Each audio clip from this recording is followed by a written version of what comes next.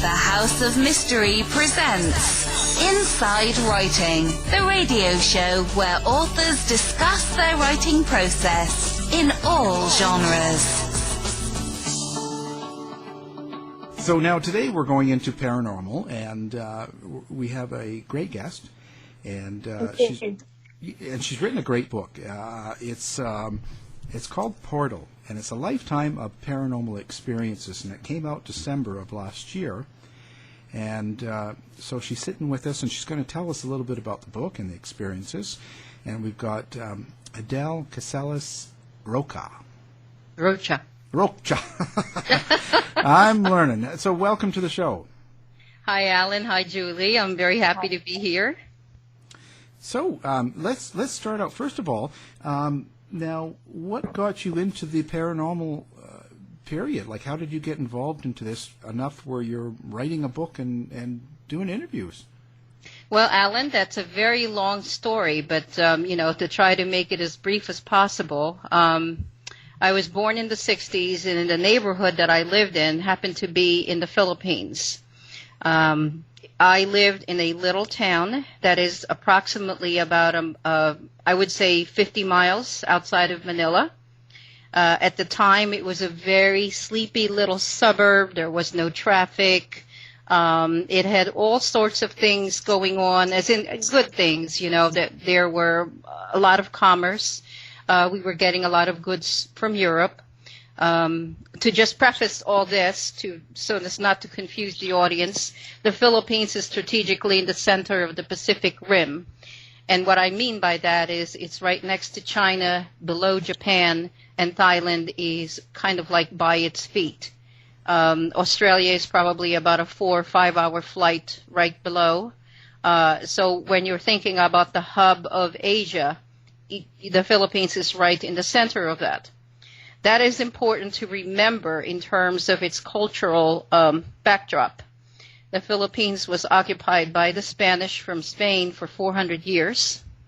At that point, there was a lot of commerce coming from Europe. And Julie, you coming from the UK, Yes. We had a lot of goods coming from anywhere from biscuits to jackets to even the vehicles, the Range Rover and things of that nature. We also got cars from France, from Italy. We had goods from all over Europe because of the connection with Spain. Okay, now that's just my digressing into something to just give you a cultural backdrop to that. At the close of that, entering into the late 1930s, we, as Europe did, encountered World War II. And during that time, there were massacres. On our end, it was the Japanese. In Europe, it was the Germans. It was obviously havoc. There was a lot of people who were fleeing for their lives as far as the civilians. And being a very small country, you could just imagine the immediate effect on the country at large.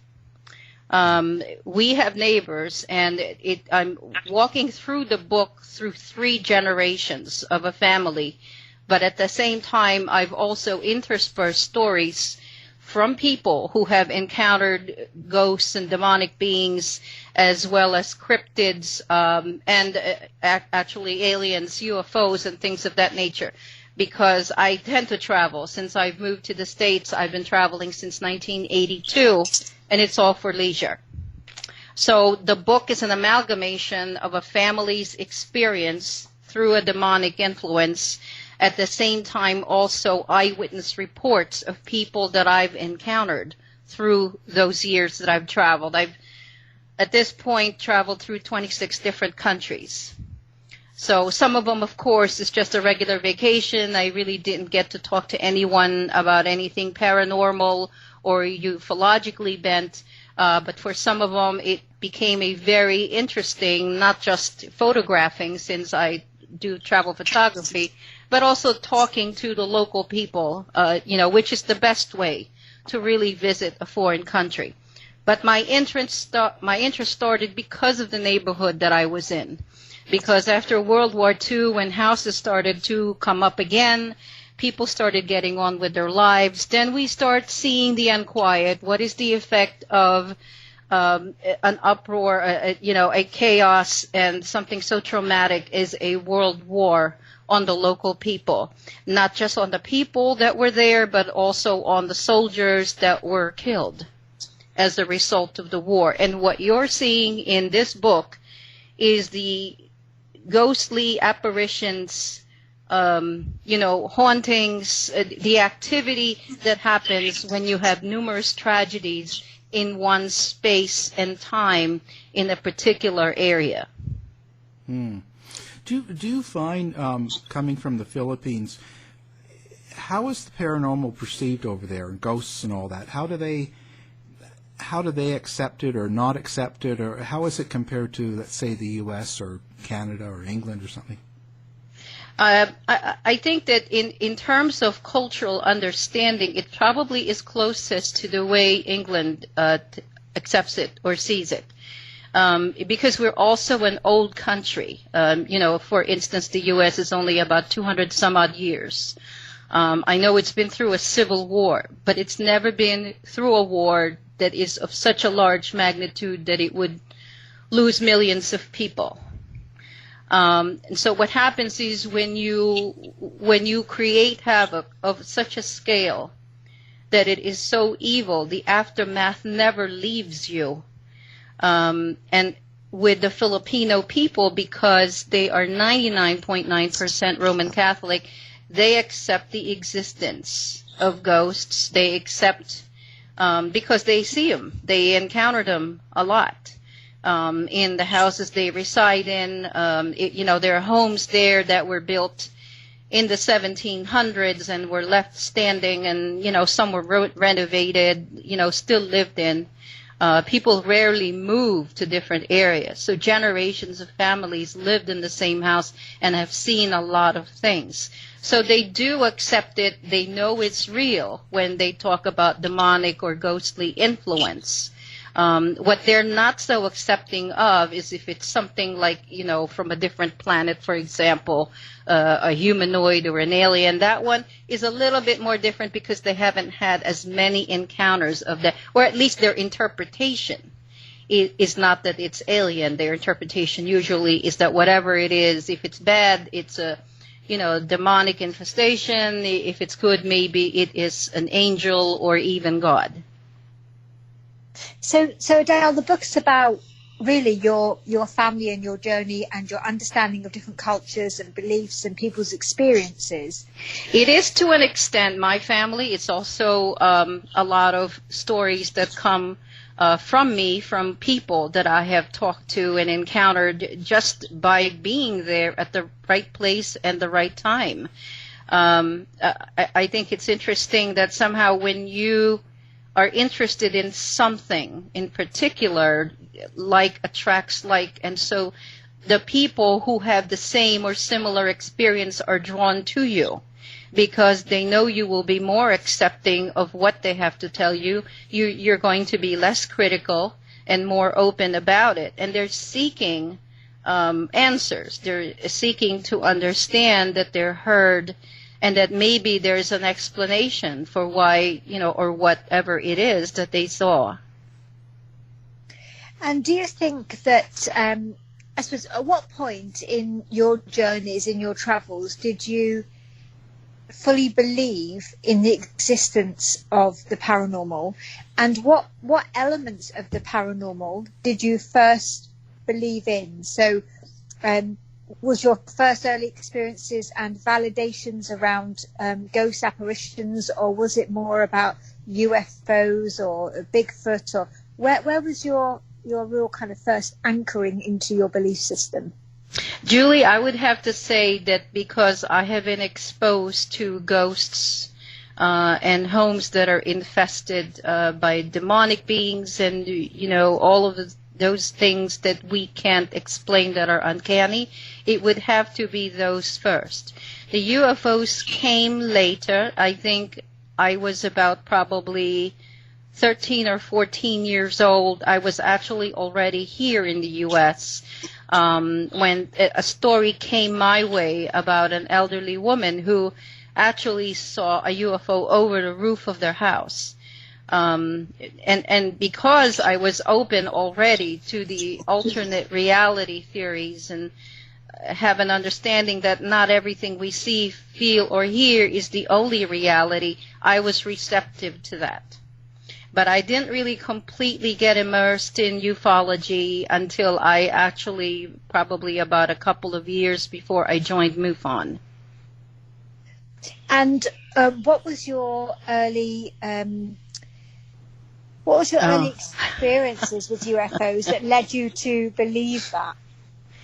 I think that a lot of it, Julie, has to do with whether I wanted to believe that they were from another world, because I refused to.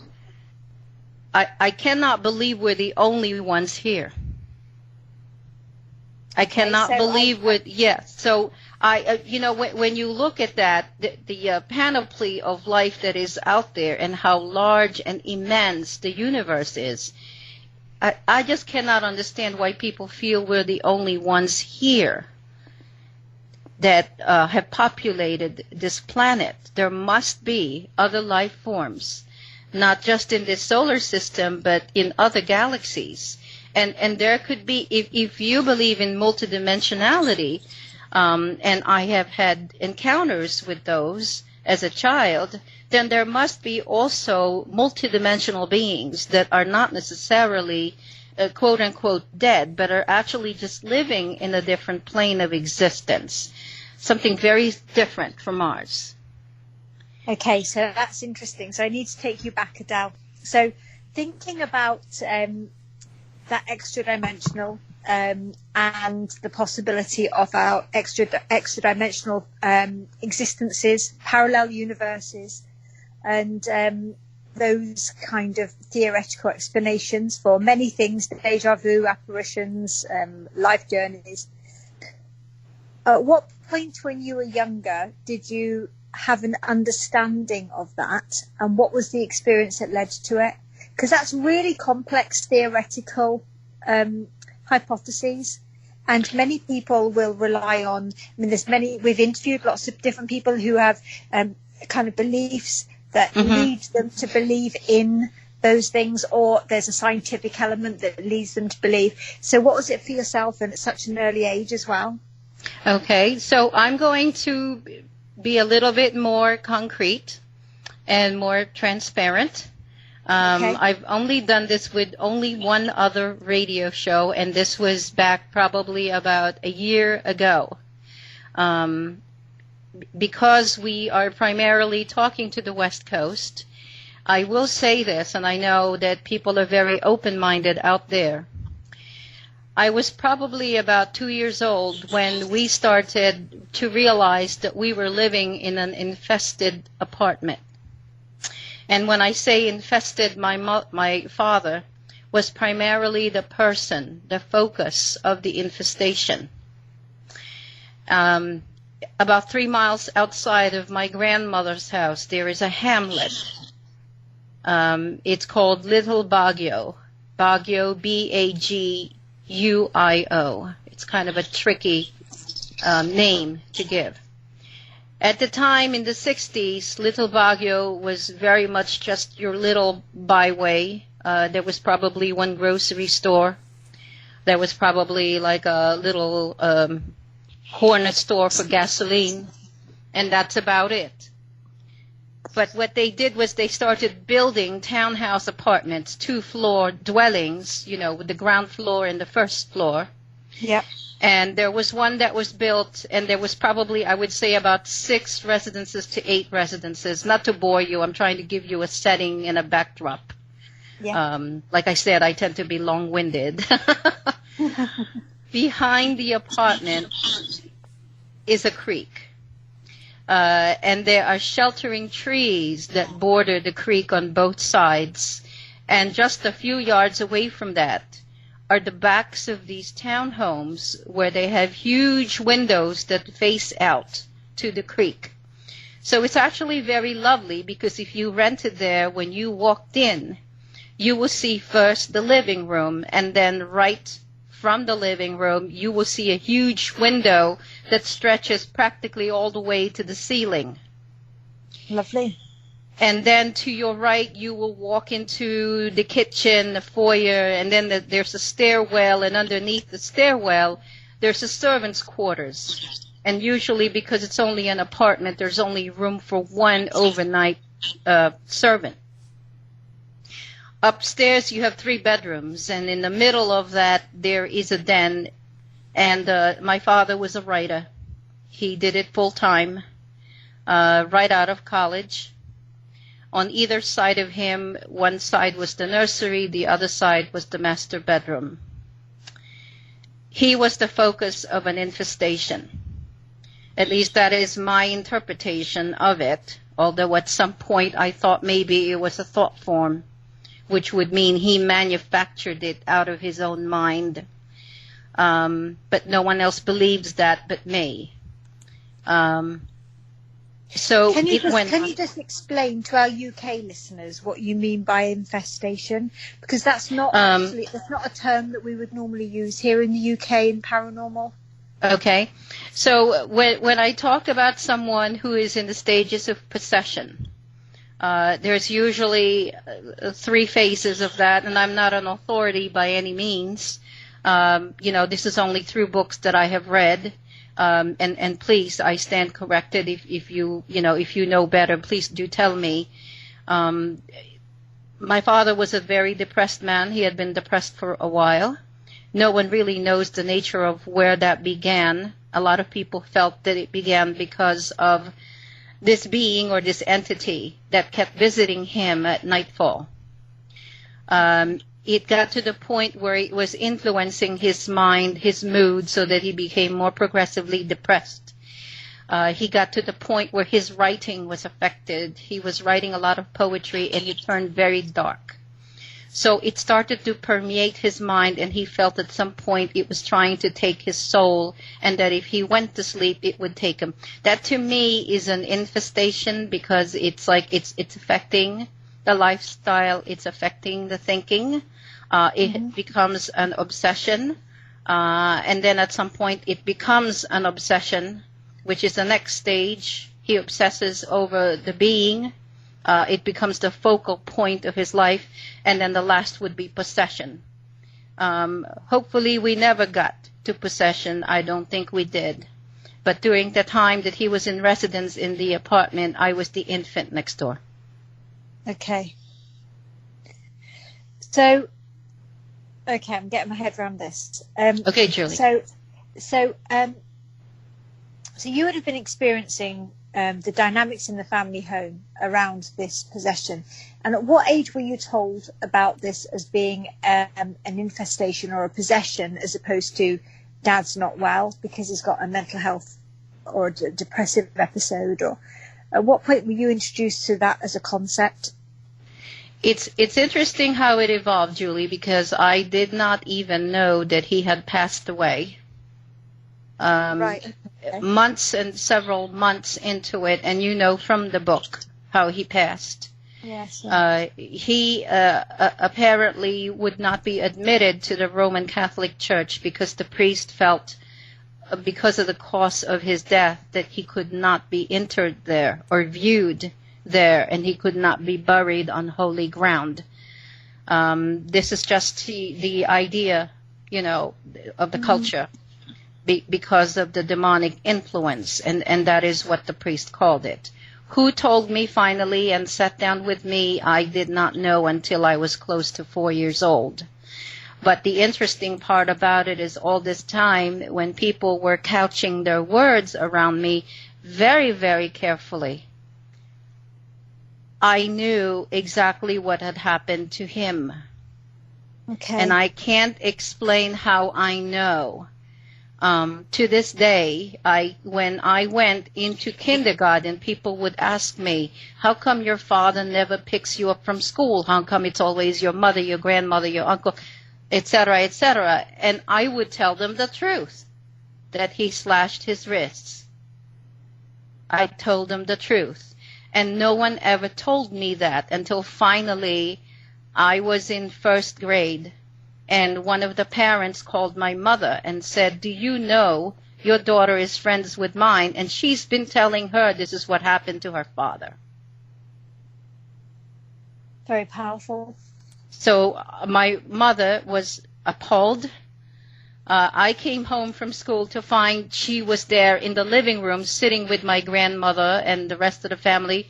I walked in and I thought maybe someone else had passed away because they just had a look on their face. And my grandmother approached me and she asked me, you know, your friend, her mother called us and told us what you have been telling her. And I turned white as a sheet and all the hair started standing on my arms. And my grandmother said, you know, he had emphysema. So they still did not tell me. Mm. So, Julie, I will tell you when I finally had verification. And this is the first time I'm going to tell this on the air. Are you ready for it? We are. You don't sound ready. Yeah, no. Okay. I'm intrigued. Okay, so intrigued. This is fascinating. So, Julie, when I went to college and I stayed in the U.S., okay, we emigrated to the U.S.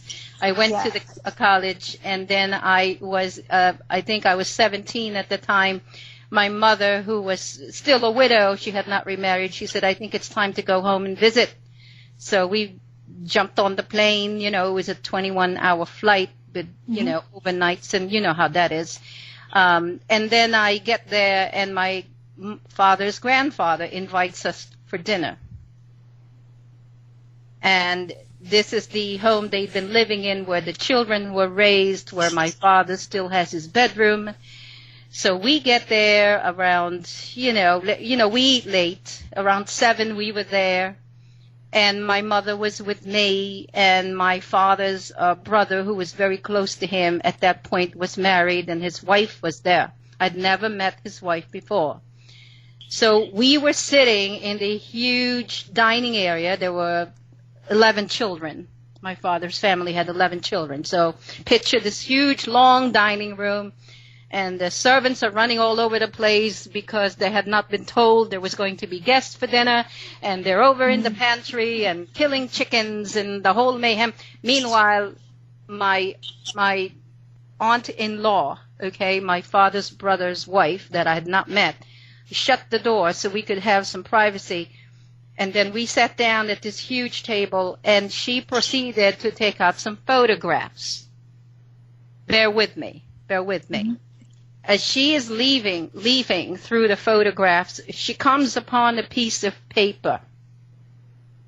And this is in the book. She takes the paper and puts it right in front of me, with my mother sitting on the one side, the grandfather sitting on the other, keenly watching my face. And she says, oh, by the way, she said, I found your father's death certificate. Here it is. I think you should have it. Wow. I looked down on it, Julie, I'm telling you the truth. I am telling you the truth. I looked down on it, and it was exactly as I envisioned. How did you make sense of that? Okay, so let me tell you what happened in the next few seconds. After it all came together, that all those years since I was a young child, I had known. We were sitting in a huge room. One side had all windows. They were all shut. They were shut because we didn't want the mosquitoes. We didn't want, flies. We were preparing for dinner. Suddenly, all the hairs on the back of my head started to stand. My arms, I was shivering. The room temperature plummeted. And then all the windows opened simultaneously, and about 1 million cockroaches assailed the room. Oh. So we all stood up, and the servants came in with brooms and fly swatters, trying to get rid of whatever this was that just suddenly came in. That's horrid. And we were running up the stairs to the second floor to get away from them. They were swatting them, hitting them on the floor. Some of the food had already been brought out. It was still covered. They took the food away. And then suddenly, as fast as it began, they all disappeared. Just spontaneously disappeared. And what was the reaction of your family? Well, I mean, I had just met this woman, and she looked at me, and my mother said she didn't know. And the woman said, I am so sorry. And she could not believe what was happening. And I had the epiphany of finally getting validation that all those years I knew. And my grandfather, he was clutching his chest like he was going to have a heart attack. So, a young age, all of those things have now happened. Mm-hmm. How did you still make sense of that? Because as a young person, that is, on the one hand, it's an amazing experience, and on the other hand, that's very scary. Oh, yes. So how did you, and with the support of your family, make sense of it for you to be able to then go further into your adolescence and explore more about the paranormal? I didn't have much family support.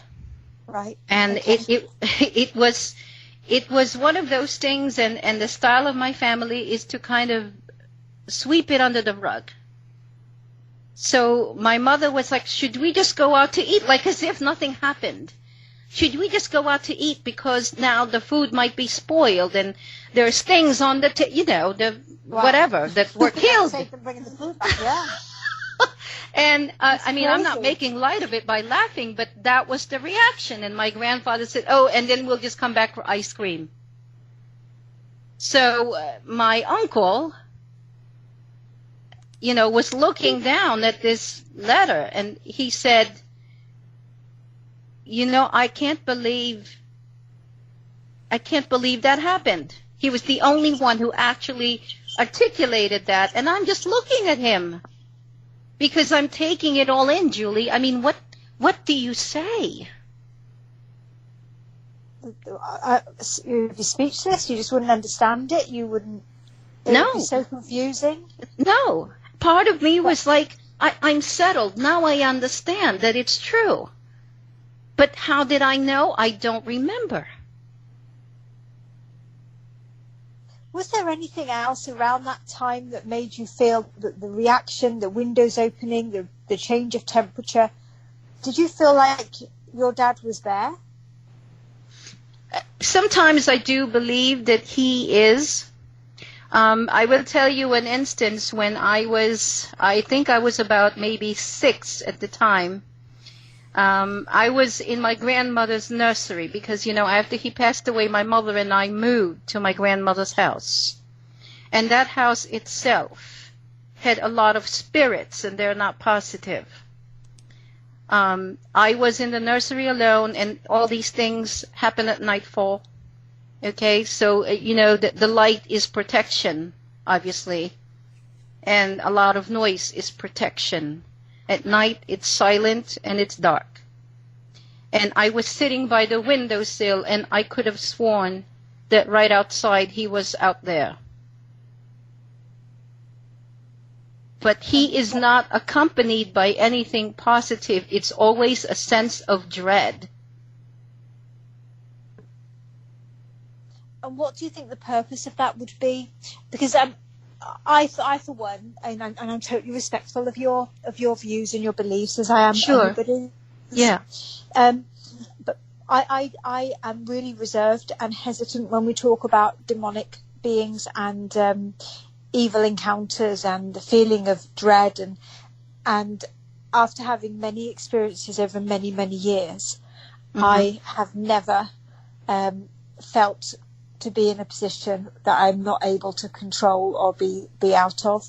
So having not had that type of experience personally, I struggle to understand it.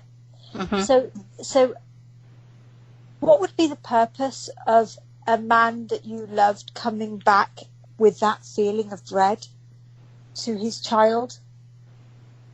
And Julie, I don't know. The only thing I wonder about is because the grief on my mother's end is unresolved. The family has never openly talked about him. It has always been swept under the rug. So I think part of it is he is asking, maybe, perhaps, to be recognized for what he had done. But he is also telling us that maybe he's not in a good place because of what he chose to do, that he gave in to whatever it was. That's the only thing I can think of. I mean, of course, I welcome other explanations. Have you thought of it? Because you've had so many different experiences. You know, this certainly this line of questioning is not to teach you to suck eggs, for want of a better phrase. You know this stuff, but it's about, I guess, what have you done to find out the questions and the answers to your questions? Because through life we find ourselves in situations that we just don't know the answer to, and we reach out to different people. And I'm a firm believer that we are put in situations that we need to be in, and we will find the person or the resolve that we need because we're meant to. So what did you do about it to try and understand? Have you visited mediums? Have you explored that avenue? Have you had messages yourself? Well, Julie, I think that's a great question to ask, because I've done a myriad of things. Not so much necessarily connected to what happened to him per se, or why the things that happened to him, as opposed to the lesson that it brings forward to us about the afterlife and the struggle between good and evil. Because I personally encountered evil. I also then became privy to encountering good. And because now it's very, very clear to me, all those things that they, abstractly explain biblically, okay, with the archangels having a battle in heaven between good and evil, trying to capture souls and trying to, all these things that we talk about, Dante's Inferno, they've become very real to me, that there is, in fact, I believe, an actual battle that is being waged between good and evil, between forces that are not within our control. I believe that. And I believe that some people on the planet are more easily corrupted than others. I believe that some are strong enough to stand up to them, and some are not. It just so happened my father perhaps was not strong enough, and he was a good person. So does your belief system equate the battle of good and bad in terms of biblical sense to every individual scenario? So to every instance? Because would it not be conceivable that I mean, if I looked at it in a totally different way, and forgive me, because again, I mean absolutely no malice whatsoever, but if we're thinking your father was troubled and he felt that actually things had come to a head and he wasn't able to control and live life in the way that he wanted to anymore, and so could not continue, would that have to be a battle between good and bad? Or is that just about somebody who's not able to cope in that moment? There's two different theories about that. And I was trained actually as a therapist. Yeah. So we have conflicting points of view. And of course my bend does not deny the religious underpinnings of someone's illness. When someone is troubled and someone feels a conflict between what they want and what is happening to them. Yeah. I always give it two reasons. One is a spiritual challenge for them to be able to find the meaning in the message, to be able to reconcile why something, a situation, is producing stress and conflict. The other one is just maybe making the right choices in order to reconcile the conflict. So one is more ephemeral, and the other one is more practical.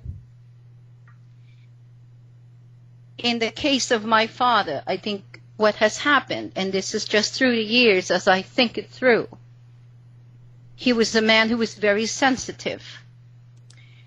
And as he was growing up, there were things that were impacting him as an individual that other people would shrug off. I was told he was just a very, very sensitive person and very introspective. But because of that, what impacted him, he internalized, and eventually he became depressed.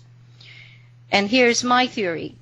When you have a mood and you continue to have it for a number of years, a number of, several months, and I'm not talking just a passing sadness, I'm talking clinical depression, I think you draw energies to you that feed on that. Every time we fear something, if it's for a survival value and it's a real fear, like an imminent plane crash, that's fine. But when you're fearing something and the fear has become so obsessive, you're drawing negative energies to you. And in the same manner, when you're joyful and you see the bounty and you see the glass is always half full as opposed to half empty, you draw positive energies to you. And it's all intention because we're in a field. We send energy out there. And the energy we send draws back to us the energy we want. Like, I want you to ask these questions, and now you're asking them, Julie. Because I sent the energy. And Alan contacted me. I mean, there are some things, of course, it was just an email, etc., etc. But there's nothing coincidental, you see. That's my belief. It's that, if we put that in very much layman's terms and back to basics, it's smile and the world will smile with you. Right. And if you don't, it won't. And I think, so trying to understand from those early days, you've had this experience, you've understood that you've got it. There's been some sort of communication that's helped you understand your father's passing without you being told that formally in the physical sense. Yes. How did you then progress that? Have you thought about progressing that as a gift, so you were able to communicate at some level with something to understand that, or was Go on. Sorry. Well, I would say that it made me more open to things like astral projection. Okay. It made me more open to try to think about how to connect with spirits. And I don't mean in a Ouija board or anything like that. I was even reading about remote viewing and things of that nature. Things a normal teenager would not be reading about.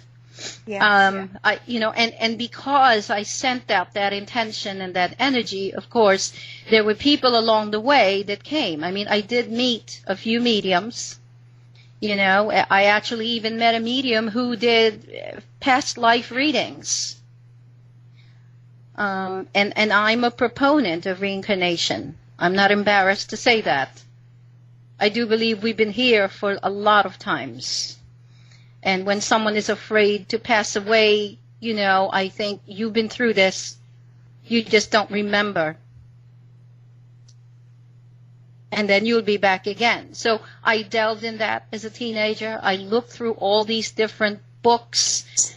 A lot of books have passed my way for me to give meaning and understanding. And I have some very, very vivid dreams. And in some of those, I have connected with quite a few people who have passed. I I have no proof, of course. I mean, it could just be my wishful thinking. It could just be, it is a dream. No one can really explain. Do you feel that your experiences and your collection of other people's experiences have informed your belief system now, or do you think your belief system has always been as it is? No, it's evolved. It's evolved according to the people that I've met. It's shaped it. It's changed it. It's made me a more benevolent person. It's actually made me very positive. And I think, at the end of the day, I always think to myself, but everything is all right because the universe takes care of it. So would you say that your experiences and hearing other people's stories has made you believe more in fate? I would say so, yes. But it's also, when you believe in a God, you also have to believe in the devil, because the nature of reality dictates you have to have, negative and positive in order for things to exist. And something as simple as our eye movements, our eyes are constantly moving and shifting from negative to positive in order for us to be able to see in 3 dimensions. So I understand that as a fundamental truth of the universe, in that we have to have negative and positive energy in order for things to remain as they are. And so, I mean, I don't plan on talking particularly about your religious beliefs, because I'm not always sure how helpful that is, actually, to be personally open about that. But one of the things I was thinking about, when we think of a God, we think of something that's more powerful than ourselves. And we think of something, no matter who your God is, whatever the name is. My particular belief is it doesn't really matter what we call the God. That's right. It is something more powerful than ourselves that we look up to, aspire to. Yes. And it doesn't really matter what we call it. It's the same principle. And if we all believed in that same principle, it'd be really good and helpful. So when we're thinking about a God, where does our understanding of ufology, aliens, and you mentioned humanoids, how does that center in your understanding of your particular belief? Truly, it fits. It all fits. Because what we have is a God who not just created us, but has been so creative and so powerful that it is mind-boggling how much he has created that is beyond our vision, beyond our ability to understand, that it is multidimensional, and it is so vast that you don't even know where the edge of the universe is. And it comes in so many levels of existence and such a myriad of beings that, we're only touching the surface. We're probably only seeing 1/48 of reality, because we are on the lower end of the spectrum. We're only in 3 dimensions. So it makes sense to me how aliens travel here, way past the speed of light. That is all quantum physics. That's not even Newtonian physics. And that is the God particle. So it makes sense. There is no conflict between religion or science. And at what point in our evolution do you think that the alternate universes or galaxies or experiences, as in UFOs, were created? At what point are we there? At what point were they created? How if we had a timeline of our religious understanding, when would that have come into the fore? Julie, neither you nor I would know, and if I could tell you right now, I would not be sitting here. You'd be a millionaire somewhere, Adele. Well, I don't know about that, but that is not a question for me. That is a question for someone who is much, much higher than any of us, and probably much, much higher than anyone who is listening right now. That is that's a priceless question, and I think in the end we all will find out, and it should be very, very interesting. What would you say was one of the most frightening or scary experiences paranormally that you've had? I would say the one that has scared me the most, and this is from a first-person account because I was, probably about 11 at that point. I was in my grandmother's house, and there was a being that was out in the backyard. And we had 2 servants at the time, my grandmother did, and one came dashing in, totally terrified because she was trying to feed the cats. The cats were restricted to the outside of the house. And what she saw was something that I will never forget. And apparently whatever it was, they dug up his bones. He was buried in the backyard. The house that my grandmother lived in was a house that was built on an unofficial burial ground for the Japanese soldiers. Okay. But it was a gaunt man with red eyes that was very, very angry, that was sitting on his haunches, and it was all tattered. He looked like he was starving to death. That same man, the next day at twilight, was running down the driveway at the side of the house, and I happened to be at the open door sitting there, and I saw him run. And he was wearing these, what we call flip-flops in the U.S. Yes. And he leaped over the gate, and the flip-flop caught the edge of the top of the gate. So I thought it was a real intruder because there was sound. Yeah. Well, my uncle was right outside the gate, and it would have leaped over his head. He would not have missed it. He didn't see anything. He didn't hear anything. I was the only one.